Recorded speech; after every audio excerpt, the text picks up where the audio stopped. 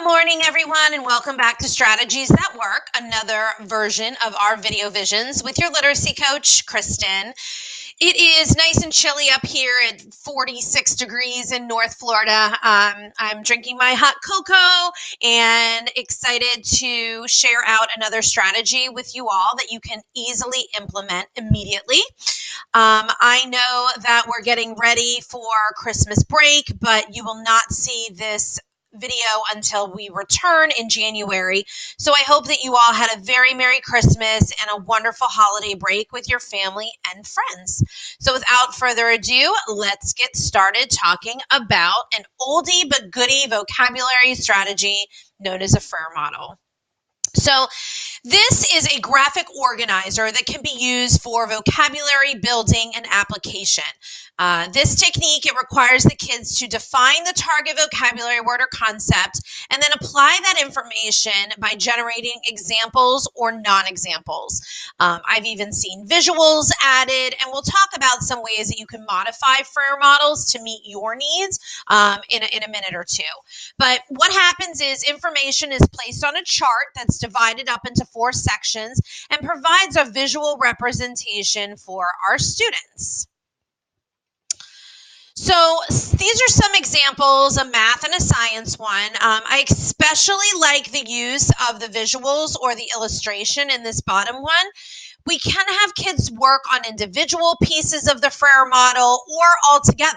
And then you know that as a teacher, you can modify the corners to meet the needs of your content.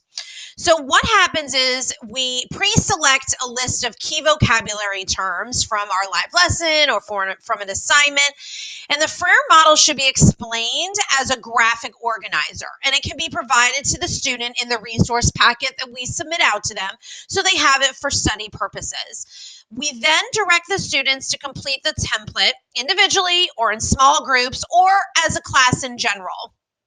And then we model first the type and quality of desired answers for a specific concept. Sometimes I like to already have the facts and characteristics area already filled in, or the definition already filled in, because those are easy additions that we can use as a modeling tool to show the kids what it is that we're actually looking for.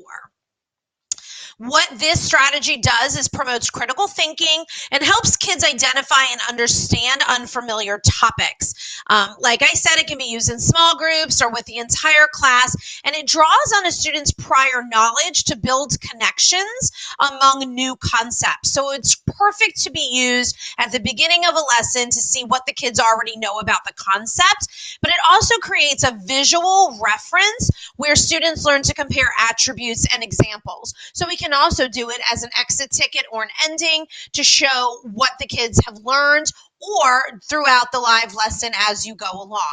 So again, like I did last week, I challenge you to think about what type of vocabulary activity you're currently using and if you can see the strategy being used in your live lesson or DBAs. So, you know, I always add some sort of extension. So this is a technology extension. I don't know if you know, but there are over 30 free graphic organizers available on Google Drawings. Frayer model is only one of them. So please go ahead and visit that link to see some really good graphic organizers that are already completed for you on Google Slides. And as always, these great literacy tips and tricks are found on All About Adolescent Literacy on adlit.org. They have an amazing strategy library, so feel free to check that out. Please do not forget that all of these video visions are housed on my Google site, as well as reach out to me for support anytime. This video will come to you when we are getting back from break. So like I said again, I hope you all had an amazing break and a very Merry Christmas. And I'm looking forward to another amazing year supporting your schoolhouses. Thanks for stopping by. Chat soon.